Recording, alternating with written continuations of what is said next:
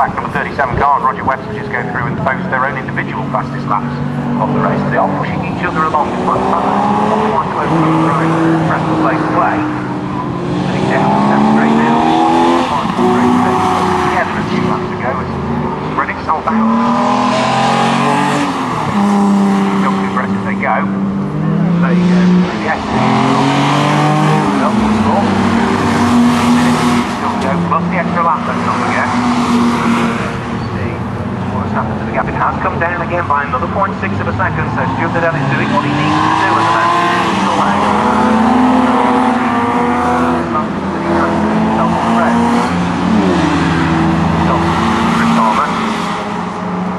Just heading round through Gerrard's. Ray Hill will still be watching his mirrors. You can see that not that far behind him is still the car of Roger Webster.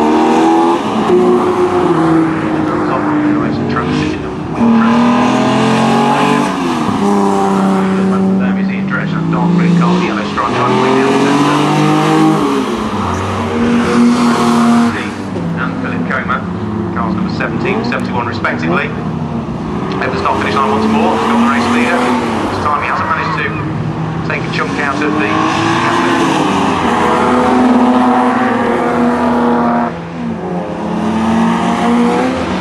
just chipped away at it. One lap still to go. I think Chris Palmer may well end up with victory in this one because Stuart Liddell is pushing on, but he's not just pushing on quite quickly enough. The order right the way through the top 10 remains exactly as was. Paul Merritt in third place, still with Andrew Harrison.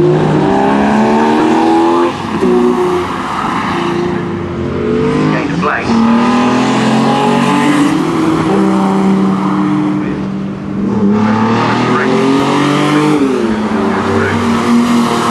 In second place, they put a lap on the newcomer, Peter Burton. I'm sure he's enjoying his first ever race. And it's in reality 5.8 seconds.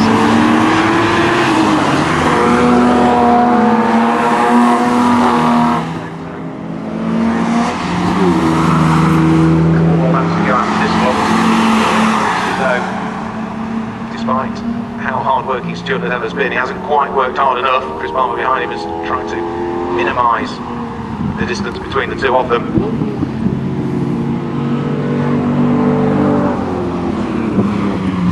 Sixth and seventh place starting to get a little bit closer now as well. Roger Webster, number 42, under a bit more pressure. Ian Grant's behind him, they're just picking their way past the feature as they head in towards the S's. Simon C.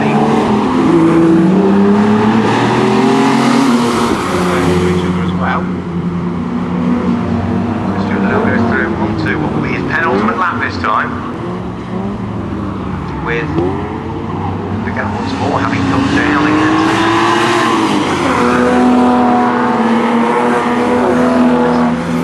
Higher than second in this one, he's quite winning on the road. The rest of the little squabbles that we've got, which aren't really pulling on over each other, perhaps laying away from each other, that being Ray Hill, Roger Webster, Ian Dredge, and eventually Simon C, with Philip Comer just going through a little bit behind them in the number 71 car. So it's all remained fairly static in reality for the 15-minute race.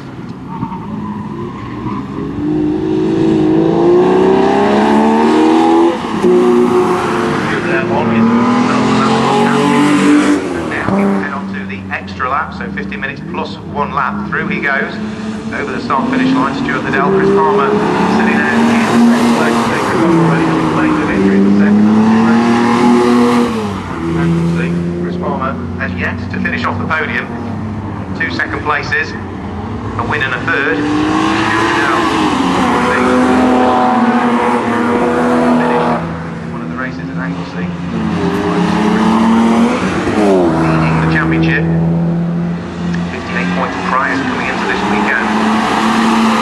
A bit for him in the Jaguar Saloons. A much better start for him in the Jaguar XJS Championship, the Toyo Tyres Sporting Championship. Of course, the car's running on Control Toyo Tyres. Stuart Liddell will very shortly come through over the start finish line, but it's going to be check the flag second that will claim the victory. Stuart Liddell has got 10 seconds to be added to his race time following that jump start. Here comes Stuart Liddell takes the checkered flag, but ultimately will finish in second place. Chris Palmer comes through, therefore, and plays the honours of round 5 of the 2009 Toyota JEC XJS Championship. Stuart Liddell will finish in second place because Andrew Harrison comes through in third place. Down the road from him.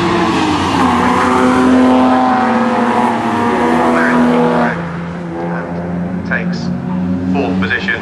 Fifth place goes to Ray Hill. Sixth place is Roger Webster. Seventh place is Ian Dredge. Eighth place will go to Simon Steve.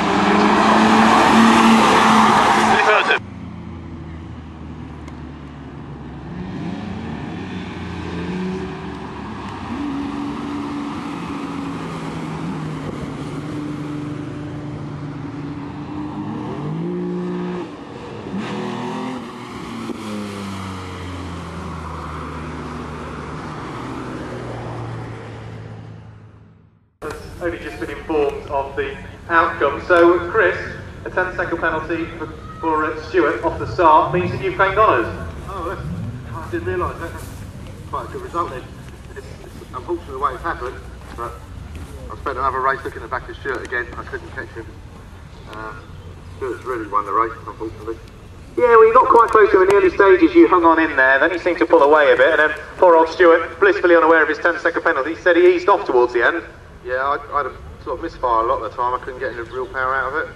I was just hoping to get home with it. Well, I noticed that this morning when you struck it up in the paddock, it was sat there on, what, 5 cylinders for a while, and then eventually popped up onto 6 or whatever it is. Yeah, it's been playing around all day. I need to wait until I get home ready so I can fix it. Well, we've got a garland about to be presented to our race winner, Richard Corvus. We will grab a quick word with Stuart. Stuart, you must be gutted. Well, a bit, yeah, because I do think I'm back right on, because I've got a real bad brake colour. But I know over 10 seconds to make up, I would have got my foot in it. So, yeah, a little bit gutted. It was rolling a little bit, but it was either put a foot on the brake and then I would have just stopped and everybody would have gone past me, or someone had gone up the back of me, or just go wait for the light and put some good penalised. Yeah, real shame, and you were working quite hard there as well. You know, I honestly thought that you were aware of it because you managed to pull out about a 5.5 second gap with about 7 or 8 minutes still to go. So if you'd have kept pressing on, you could have been there. I got it, hadn't I? Yeah, I got it. But I must say thank you very much to David Power for Peanuts and Jennifer Trailerway who helped us a hell of a lot. And very gracious as well in defeat. Congratulations! It was Chris Palmer that eventually claimed victory in the 5th round of the 2009 Toyota JEC XJS Championship, and a rather disappointing Stuart Liddell came home second.